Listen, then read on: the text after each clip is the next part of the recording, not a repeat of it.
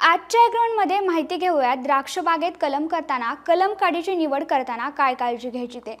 कलम करण्यात वापरण्यात येणारी कलम काडी ही रोगमुक्त असावी, तसेच सतत जास्त व दर्जेदार उत्पादन देणाऱ्या वेलीवरून घ्यावी। ज्या वेलीवरून कलम काडी काढायची आहे ती काडी पूर्णपणे परिपक्व असावी, अन्यथा कलम सुरुवातीला यशस्वी झाल्यासारखे दिसले तरी काही दिवसांमध्ये कलम जळून जाण्याची शक्यता असते। आता काडी परिपक्व झाली आहे ते कसं ओळखायचं, तर काडी जर पूर्णपणे परिपक्व असेल तर पूर्ण खाकी रंगाची दिसते। अशा काडीचा काप घेतला तर आतील पीठ हे पूर्णपणे तपकिरी रंगाचे दिसेल।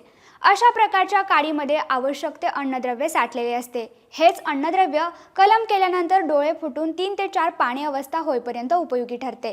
त्यामुळे कलम करण्याकरता बागेतून पूर्णपणे परिपक्व झालेली काडीच निवडावी। आणखी एक महत्त्वाची बाब म्हणजे ज्या बागेत पानगळ करण्यासाठी सजीवकांची फवारणी केलेली आहे अशा बागेतून कलम काडी घेऊ नये।